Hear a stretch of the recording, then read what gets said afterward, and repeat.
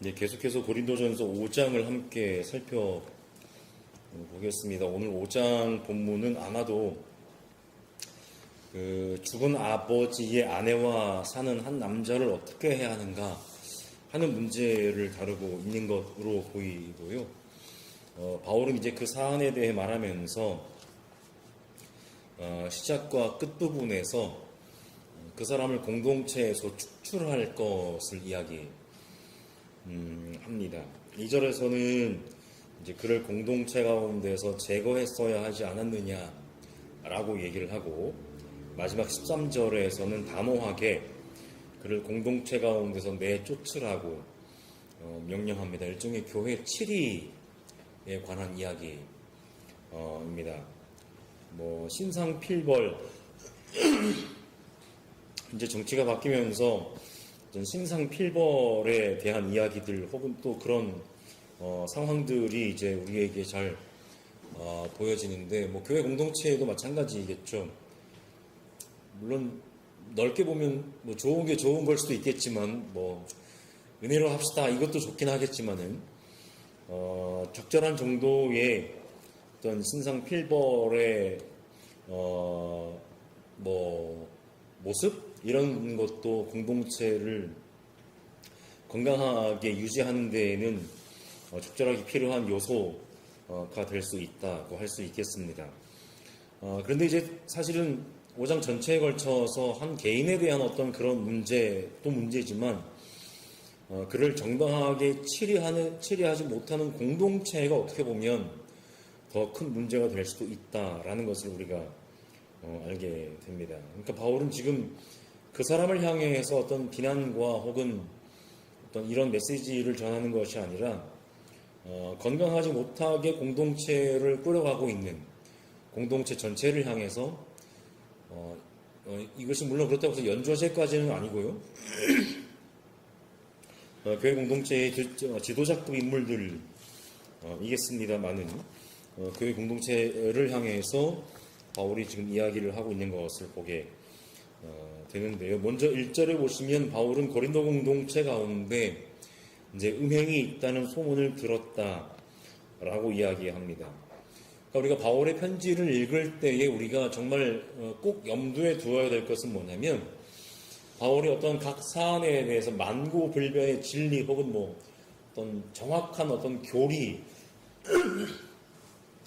교리적인 가르침 이런 것들을 기록하기 위해서 쓴 것들이 바울의 편지가 아니라 어떤 공동체의 현안들에 대해서 바울이 그때그때에 적절하게 필요한 글들을 적어 내려가는 것이 바울의 편지라고 우리가 이해를 할 수가 해야만 합니다. 그래야 사실은 바울도 2000년 전에 고대인이었기 때문에 그 당시에 바울이 가지고 있었던 생각을 오늘 우리들에게 있는 그대로 이제 주입을 하려고 하면 여러 가지 문제가, 적절하지 않은 문제가 생기는 경우들이 생기게 되는 것을 우리가 경험을 하게 되는데요. 예를 들어서 며칠 전인가요?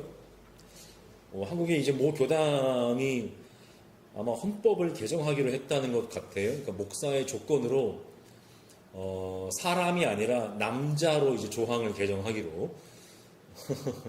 네, 이전에도 여자에게는 목사 안수를 주지는 않았지만 아예 이제 헌법 조항을 목사 안수를 받을 수 있는 대상이 사람이 아니라 이제 남자가 되는 겁니다. 그러니까 그런 거 이제 그분들도 성경을 가지고 주장을 해요. 여자는 교회에서 조용하라 그랬다고. 근데 바울이 여성에게 목사가 되지 말라고 그런 얘기를 한 것이 아니거든요. 그 당시에도 여성 교회 지도자들이 분명히 있었고, 그렇다고 하면 그 문맥에 맞는 이 얘기를 바울이 했던 이유가 있었을 것입니다. 이제 그것을 가지고 이제 봐라, 바울도 이렇게 얘기했으니 여자는 목사하면 안 된다, 이렇게 얘기를 하면 바울도 곡해를 하는 것이고 성경 자체를 곡해를 하게 되는 것이죠. 그러니까 바울이 오늘 1절에서 보시면 여러분 가운데 음행이 있다는 소문이 들립니다 라고 하는 그 고린도 교회의 현안의 문제를 가지고 지금 그가 편지를 쓰고 있다는 것을 우리가 알아둘 필요가 있겠습니다. 여기서 음행은 바울이 이어서 가리켜 말하는 것을 의미하는 것이 어떤 사람이 자기의 아버지의 아내를 데리고 사는 그런 일을 가리킵니다. 단순히 어떤 성적인 영역에 국한하는 그런 문제가 아니다라고 하는 것이죠. 여기서 어머니가 아니라 아버지의 아내라고 말한 이유는 제가 서두에서 말씀드렸던 것처럼 이미 아버지는 사후일 것이고요. 사망한 이후일 것이고요. 그 사망한 아버지의 아내는 그 지금 이야기하고 있는 그 사람을 낳은 생모, 즉 생물학적인 어머니라기보다는 그의 아버지가 재혼했던 그런 상대인, 즉 계모를 가리킨다라고 볼 수가 있겠습니다. 그 당시 헬레니즘 사회에서 고대 로마 사회에서 남자들은 일반적으로 나이가 어린 여자와 결혼을 했고요. 재혼의 경우에는 더 이제 그랬을 것이죠. 아마도 그래서 어떤 학자는 여기서 그 아들과 그 문제가 되는 한 사람과 그가 함께 사는 그의 계모는 아마도 거의 동년배에 가까웠을 것이다 라고 이렇게 추정을 한다고 합니다. 물론 그분의 추정이기도 합니다만은 또 그분 역시 근거 없이 그런 얘기를 하는 것은 아니었겠죠. 그런데 이제 아버지 아내를 데리고 사는 일도 문제지만 사실은 제가 말씀드렸던 것처럼 더 큰 문제는 그런 사람을 고린도 교회가 그냥 용납하고 있었다라는 사실이죠. 근데 고린도 교회는 왜 그 사람을 용납하고 있었을까? 바울은 그것을 그들이 교만하여졌기 때문이다라고 진단을 합니다. 즉 스스로 지혜롭다고 생각했던 그들은, 스스로 영적인 지식을 가지고 있다라고 생각했던 그들은 스스로 모든 것이 허용되어 있다라고 생각을 했다라는 것이죠. 나는 이만큼의 지식을 가지고 있으니 나는 무엇을 해도 괜찮아 라고 이제 하는 생각을 가지고 있었다라는 것이죠. 고린도 교회는 바로 그러한 현상을 통탄하고 그러한 일을 저지른 자를 공동체에서 제거해야 했음에도 그러지 않았다라고 지금 그들을 질책하고 있는 것이죠. 예나 지금이나 많이 알고 있다고 하는 사람들이 문제인 것 같습니다.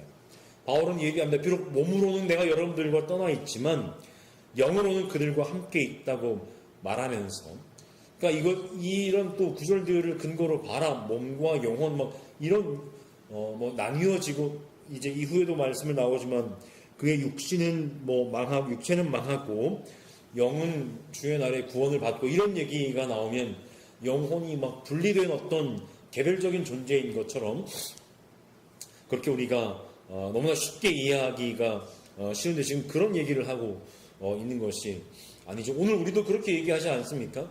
내가 비록 몸으로는 너와 떨어져 있지만 마음은 늘 함께 있다. 몸과 마음이 별개의 것이 아님을 우리는 잘 알고 있습니다. 그만큼 어떤 대상에 대해서 지극한 관심을 표명하는 이야기라고 할 수가 있겠습니다. 비록 몸으로는 떠나 있지만 영으로는, 더더군다나 바울이 지금 아마도 여기서 얘기하고 있는 영으로 함께 있다라고 하는 것은 내가 여러분들과 함께 있었을 때에 우리가 함께 받았던 그 영, 그 주님의 영이 나와도 함께 있고 여러분들과도 함께 있습니다라고 하는 것을 이야기하는 것일 수도 있겠습니다. 그러니까 단순히 마음은 여러분들과 함께 있습니다라고 하는 것과 사실은 질적으로 다른 더 가까운 관계에 있다라고 있음을, 또 마음이 그들에게 있음을 이야기하는 표현이겠죠. 영어로는 그들과 함께 있다라고 말하는 바울은 나와 함께 계시는 영이 여러분들과도 함께 계시는데 사실은 무거운 얘기입니다. 여러분들은 그 주님의 영을 따라 행동을 했어야 되지 않겠느냐라고 하는 것이죠. 바로 그러한 일을 행하는 자를 당장 사탄에게 넘겨줄 것을 명령합니다. 나 같으면 나와 함께 있는 주님의 영, 그 주님의 영이 함께하는 나 같으면 그런 일을 저지른 사람을 이미 심판했을 것인데 여러분들에게는 그 주님의 영이 없느냐라고 하는 것이죠. 여러분들도 그 사람을 심판했어야 마땅하다라는 것이죠. 사탄에게 넘겨준다는 말과 비해요, 육체를 망하게 한다는 말은 아마도 공동체 밖으로의 출교를 말하는 것 같습니다. 이게 참 뭐 쉽지는 않은 얘기이죠. 현실적으로요. 교회의 치리 문제라고 할 수가 있겠는데, 교회 공동체 밖으로 기꺼이 쫓아내라는 것이죠. 교회의 질서를 어지럽히는 사람들의 경우에는 말입니다.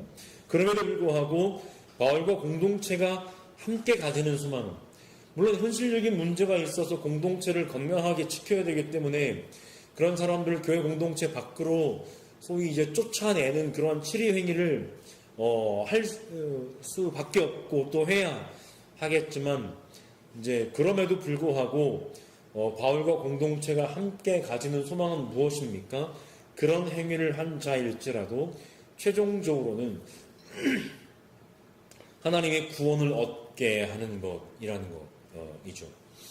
오늘 우리가 저런 사람도 하나님이 사랑하실까? 저런 인간도 하나님이 사랑하실까? 저런 인간과 함께 있는 천국이라면 나는 가고 싶지가 않네 라고 하는 그런 사람들이 분명히 있습니다. 많은 어쨌든 그럼에도 불구하고 어떤 하나님의 사랑과 하나님의 구원이라고 하는 것은 누구 하나 열애 없이 당신과 함께 있는 것 이라는 것이죠. 네. 물론 그 과정에는 돌이킴의 행동이 필수적입니다. 돌이키지 않으면, 그의 삶을 바꾸지 않으면, 물론 제가 함부로 말할 것은 아니지만 하나님도 어떻게 하실까 좀 궁금하기는 하네요. 이런 문제 때문에 사실 우리가 되게 고민하는 여러 문제들이 있지 않습니까? 죽음 다음에는 우리가 바로 하나님 나라로 가는 것이냐, 아니면 또 다른 어딘가에 가는 것이냐. 나는 저 인간과는 죽어도 내가 천국에 같이 있기 싫은데 함께 천국에 있어야 할 것이냐. 여기서 이것부터 시작해서, 그러다면 천국에 가면 내가 살아있을, 이 땅에 있을 때 알아보던 사람들을 천국에서도 알아보면서 살아갈까? 라고 하는 문제도 우리가 고민을 하게 되겠죠. 물론 정답은 없고 우리가 정확하게 알 길은 없습니다. 많은 어쨌든 바울 선생님은 그런 사람들, 물론 오늘 공동체 그 사람은 나에게 해코지를 한 사람이 아니라서 같이 천국에 있어도 뭐 괜찮을 것 같은 사람입니다. 나는 어쨌든 하나님의 어떤 최종적인 구원은 그런 사람에게도 여전히 유효하다라고 바울이 얘기하고 있습니다. 다시 공동체를 돌아와서 바울이 다시 한번 고린도 공동체를 향해서 이렇게 얘기합니다. 스스로 자랑하고 교만하는 것은 절대로 좋은 것이 아니라는 것이죠. 6절의 자랑과 2절의 교만은 함께 짝을 이루어서요. 그들이 스스로는 자랑하고 스스로는 교만하지만 사실은 그들은 영적으로 병들어 있는 공동체였다는 것입니다. 언제부턴가 그들은 교만해졌고요. 내가 이런 지식을 갖고 있다, 이렇게 내가 지혜로운 사람이다 라고 하는 식으로 교만해졌고, 많이 가진 사람들은 또 그만큼 또 교만해지게 마련이었고, 스스로 영적인 지식이 있다고 자랑하면서 6장 12절에 나오는 것처럼, 오늘 본문은 아닙니다만은 6장 12절 이제 바울이 앞으로 얘기할 것인데, 그들이 하는 말을 바울이 인용합니다. 모든 것이 나에게 허용되어 있다. 개역 개정 성경에는 모든 것이 가하다 라고 이렇게 번역을 해놓았는데, 모든 것이 나에게 허용되어 있다 라고 말하면서 그들의 행동합니다. 하지만 바울은 그들의 그런 생각을 단호하게 반대합니다. 누룩이 적은 양만으로도 온 반죽을 부풀게 하는 것처럼 그런 생각을 한번 갖고 살기 시작하면 그 결과는 걷잡을 수 없이 큰 폐해로 공동체에게 돌아오기 때문입니다. 여러분, 공동체도 마찬가지입니다. 공동체 가운데 한 사람 혹은 소수의 사람이 잘못된 생각을 가지고 살기 시작하면 어느샌가 모르게 그 공동체 전체가 악한 영향을 받기 마련입니다. 더군다나 그 소수가 누룩과 같은 그 소수가 공동체 가운데에서 나름의 영향력을 가지고 있는 사람이라면 그 문제는 더 심각해지게 되는 것이죠. 그 영향력을 받는 사람들은 사리분별을 잘 하지 못하는 경우가 많기 때문에 저래도 괜찮은가 보다. 고린도 교회의 수많은 문제들이 이런 문제들이었습니다. 우상에게 바쳤던 재물을 먹는 문제, 혹은 함께 모여서 성찬을 나누는 문제, 이러한 것들의 늘 문제의 핵심에는 그 교회 공동체의 지도자들이 자리하고 있었다라고 하는 것이죠. 그래서 바울은 공동체가 새 반죽이 되기 위해서는 묵은 누룩을 깨끗이 치우라고 명합니다. 다시 한번 말씀드리는 것은 지금 바울이 경고의 대상으로 삼고 그 누룩을 치워버리라고 말하는 대상은 교회의 지도자들이에요. 교회의 굳이 이런 구분이 좀 그렇습니다만은 영향력 없는 작은 사람들이 아니라 교회의 지도자들이라는 것입니다. 앞선 2절에서 그런 일을 저지른 자를 공동체에서 제거해야 했다는 말과 같은 맥락입니다. 여기서 누룩에 대한 심상을 통해 바울은 유월절 양이신 그리스도의 희생을 말합니다. 7절 중간 부분에서 바울은 사실 그들은 누룩에 들지 않은 사람들이라고 말합니다. 이것은 무엇을 가리킵니까? 바로 유월절 양이신 그리스도의 희생 위에 고린도 공동체가 처음 세워졌음을 의미합니다. 여러분들은 그리스도의 복음으로 세워진 공동체 아니었습니까? 그런데 그 그리스도는 무엇이라고 기념되는 분입니까? 바로 유월절 어린 양, 유월절 희생양, 유월절 어린 양이라고 그렇게 기념되는 분입니다. 여러분, 구약 성서에서 유월절과 밀접하게 연관되어 있는 절기가 무교절인데요. 이 무교절에 히브리인들은 누룩을 넣지 않는 빵을 먹었다는 거 우리 잘 알고 계시죠? 출애굽기 13장에 보시면 히브리인들은 누룩을 빵에만 넣지 않은 것이 아니라 그들의 영토, 즉 그들이 살아가는 삶의 자리 안에도 누룩을 넣은 빵이나 심지어 누룩도 보여서는 안 된다라고 명령하고 있습니다. 이 무교절은 유월절과 아주 밀접하게 연관이 되어지게 되는데, 유월절은 또 무엇과 연관이 됩니까? 바로 이집트의 탈출, 출애굽의 역사를 통해 드러난 하나님의 구원의 역사와 아주 밀접하게 연관되어 있는 절기. 죽음의 세력이 문설주에 양의 피를 바른 그 집은 넘어갔다라고 해서 유월절이라고 그렇게 명명하게 됩니다. 왜 유월절과 무교절이 그렇게 밀접하게 연관이 되었느냐? 바로 그렇게 이집트에서 급하게 쫓겨날 때 미처 부풀지도 않은 빵 반죽으로 누룩을 넣지 않는 빵을 그들이 구워 먹어야 했기 때문에, 그러니까 그게 맛도 없었겠거니와 급하게 허리에 띠를 누르고 급하게 서서 이제 일만 터지면 빨리 이제 그 자리를 떠야 하는 급한 마음으로 누룩을 넣지 않는 빵을 먹었던 이제 그 일들을 기념하면서 그들이 이제 무교절을 기념을 했다라는 것이죠. 그러니까 하나님의 구원에 관한 이야기지만 그것은 얼마나 참 뭐랄까요? 좀 긴박하고 좀 긴급하고 다시 떠올리기 싫은 떠올리고 싶지 않은 아마 그런 기억이었을 수도 있었겠습니다. 그 이후에 40여 년 동안의 생활도 마찬가지죠. 말로야 하나님과 함께하는 소위 신혼여행의 기간이었다라고 예언자들은 그렇게 결혼의 심상을 들어서 그 광야 40년의 삶을 이야기하지만, 그 광야에서의 삶이라고 하는 게 어디 그렇게 안락하고 편안한 삶은 아니었지 않았겠습니까? 그것이 바로 하나님의 구원의 역사, 구원의 이야기였다라고 하는 것입니다. 그렇게 이집트 탈출 이야기는 바로 예수 그리스도의 구원 사건인 십자가의 죽음과 밀접하게 연결이 되고, 그래서 예수는 유월절 양으로 기념되었다라고 하는 것이죠. 그래서 바울은 다시 공동체를 향해 묵은 누룩, 악의와 악독이라는 누룩을 넣은 빵으로 절기를 지키지 말라고 명령합니다. 이는 예수 그리스도와 그분의 십자가가 아닌 다른 자랑과 다른 교만거리들을 가리킵니다. 오늘날 교회들이 사실은 예수의 복음 이외에 다른 누룩들을 자랑하는 일들이 사실은 얼마나 많은지 모릅니다. 물론 우리 교회도 예배는 아니겠습니다. 많은 그런 누룩들은 비록 적은 양으로도 온 공동체를 어지럽히게 되죠. 그와 반대로 성실과 진실을 누룩으로 삼아 누룩 없이 빚은 빵으로, 그러니까 누룩 없이 빚은 빵이라고 했지만 또 성실과 진실을 누룩 삼으라고 하는 말은 바울이 어떤 자기 모순이 아니라 어떤 얘기인지 우리는 잘 알고 있습니다. 그렇게 누룩 없이 빚은 빵으로 지켜야 한다고 공동체의 건강을 지켜야 한다고 바울은 이야기하죠.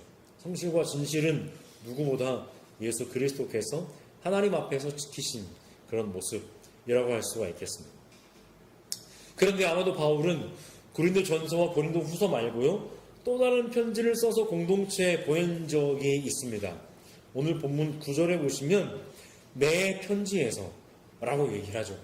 분명히 고린도전서와 후서 가운데 먼저 기록된 것은 고린도전서인데 바울이 고린도전서를 기록하면서 내 편지에서 여러분들에게 그렇게 써보내지 않았습니까? 라고 과거의 어떠한 또 편지를 이야기한다는 말이죠. 그러니까 분명히 바울은 고린도전서 후서 외에도 또 다른 편지를 고린도 교회에 보낸 적이 분명히 있습니다. 근데 이제 실존하지는 않죠. 그런데 이제 학자들이 연구를 해보니까 아마도 바울이 여기서 말하는 내 편지는 고린도 후서 6장 14절부터 7장 1절까지인 것 같다라고 얘기하는데, 그것은 나중에 고린도 후서를 살펴보시게 될 것이고요. 다행히 시간이 꽤 많이 걸릴 것 네, 같아서. 네. 그러니까 내 편지에서 바울이 뭐라고 얘기하냐면 음행하는 사람들과 사귀지 말라고 분명히 여러분들에게 썼습니다 라고 하는 거예요. 고린도후서 그 부분에서도 거기서 바울은 믿지 않는 사람들과 멍에를 함께 매지 말라고 말하면서 육과 영의 모든 더러움에서 떠나서 자신을 깨끗하게 하고 하나님을 두려워하는 가운데 온전히 거룩게 되라 라고 얘기를 했어요. 하지만 오늘 본문에서 바울은 세상에서 음행하는 사람들, 탐욕을 부리는 사람들, 약탈하는 사람들, 우상을 숭배하는 사람들, 그 사람들, 즉 세상에서 그런 사람들과 사귀지 말라는 뜻은 아니라고 얘기를 하죠. 왜냐하면 세상에는 그런 사람들이 너무 많고 교회는 세상을 떠나 거기 산속에 있을 수 있는 공동체가 아니에요. 세상에서 살아가고 있고 교회 공동체를 구성하는 사람들은 또 여전히 세상에서 살아가야 됩니다. 더더군다나 그 당시에 고대 사회에서 소위 예수를 따르는 사람들은 오늘날에도 마찬가지였겠지만 특히 이제 고린도 교회의 구성원들은 이방인 그리스도인들이 대부분이었고 그들에게 있어서 가장 많은 부분을 차지하는 인간관계는 공동체 안에서의 인간관계라기보다는 공동체 밖에서 예수를 따르지 않는 사람들이 그들에게는 더 많은 인간관계의 부분을 차지합니다. 가족들도 있었을 것이고요. 지금까지 물론 뭐 사업을 하든지 뭘 하든지 여러 가지 어떤 대인 관계를 맺었던 사람들의 대부분은 그런 사람들이었습니다. 그래서 바울은 그런 사람들을 두고 얘기를 하는 것이 아니라고 얘기하죠. 하지만 다만 바울은 사귀지 말라는 대상은 따로 있다라고 얘기합니다. 바로 신도로 하는 어떤 사람, 즉 형제, 자매라고 하는 어떤 사람이 위와 같은 행동을 하면, 즉 공동체 안에서 그런 행동을 하는 사람들이 있다면 그런 사람과는 함께 먹지도 말라는 것이죠. 왜냐하면 공동체 안에서 그런 사람들과 관계를 끊는 것은 물론 제가 한번 생각을 해봤습니다. 마음은 조금 아플 수는 있어도 물론 바울이 이런 생각으로 그랬을지는 모르겠습니다. 결정적으로 내 삶에 결정적인 타격을 주는 요소는 분명히 아니에요. 그러나 이런 얘기까지 드리면 좀 얘기가 너무 많이 또 벗어날 것 같아서 다만 현실적으로 교회 공동체의 구성원들이 소위 교회 공동체 밖의 사람들과의 관계가 단절이 되게 되면 당장 그 사람의 사실은 어떤 생계가 문제가 될 정도로 많은 부분이 얽혀 있는 삶을 그들은 살기도 했었다라고 하는 것만 말씀드리고 지나가도록 하겠습니다. 마지막으로 한 번 더 바울은 그들에게 강조해서 이야기합니다. 밖에 있는 사람들을 심판하는 것은 바울에게는 상관이 없습니다. 다만 교회 공동체 안에 있는 사람들이 문제이고요. 밖에 있는 사람들은 하나님께서 심판하실 일입니다.